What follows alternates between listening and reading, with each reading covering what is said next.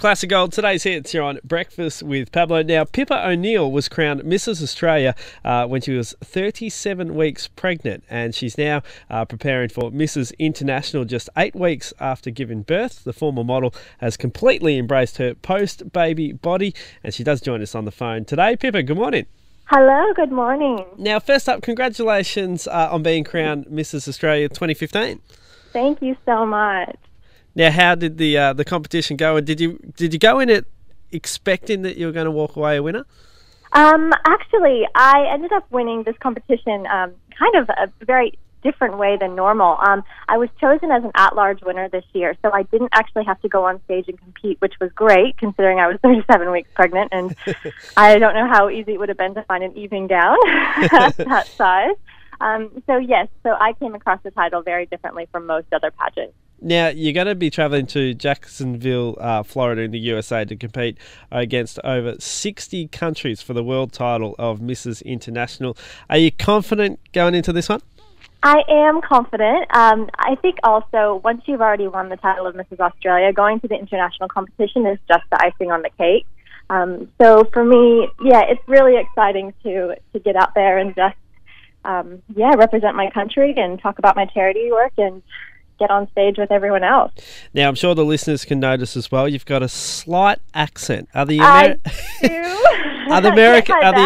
Americans going to be a little bit confused when you go back as Ms. Australia? I think one great thing about Australia as well is we're so multicultural. So, I don't think it's a big deal. And, I am half Australian. I did, of course, I was raised in the U.S. And I have an Australian Australian father and an American mother, and moved here 10 years ago. So, grew up on Vegemite and tin cans just like everyone else. But of course, I can't hide the accent. Now, Mrs. Australia, it's a little bit different to other sort of beauty pageants. Tell us a little bit about it and where it sort of evolved from. Right. Okay. So Mrs. Australia, or the Mrs. Australia International Pageant, it's a pageant that's not based on your looks, but more of your contribution to your family, your charity work, the community, that sort of thing. The pageant is open to all married women, so from all different backgrounds, all different shapes and sizes. Hence why I'm doing it, especially after having 2 kids. And people who really want to raise awareness for their charity. So personally, I'm raising awareness for my charity, which is the Look Good, Feel Better program. And we run workshops across Australia for women who are going through cancer treatment. And alongside that, I'm also reaching out to mothers to encourage them to develop positive body images, positive feelings about their bodies.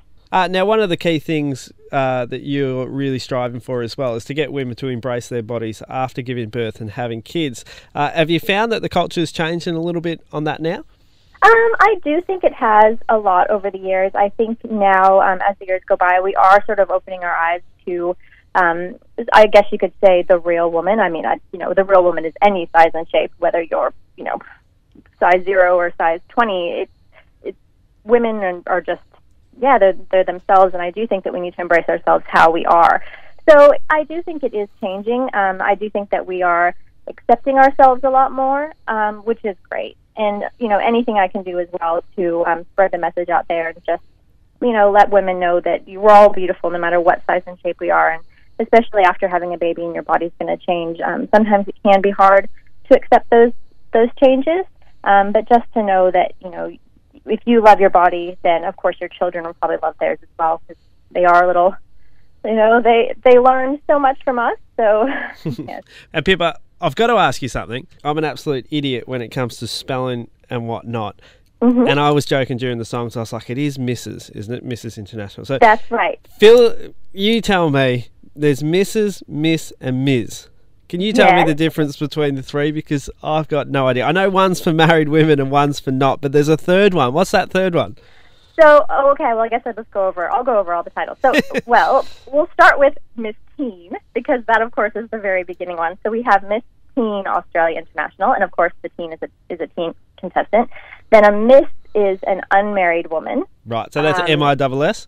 That's MISS, and that, I don't know exactly what the age category would be for a Miss, but I would say probably under 26 years old and unmarried. Then from there we have the Ms. category, which is more of a mature woman. So let's call mature your later 20s, which is still pretty young, but Then there's the Ms.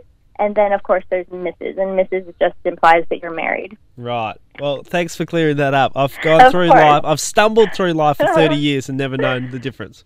Yeah, well, I think I probably only grasped the concept myself once I became married as well. I'm like, what is this? What is this title? Mrs. and Ms. and Miss and... Yeah. All very, very confusing.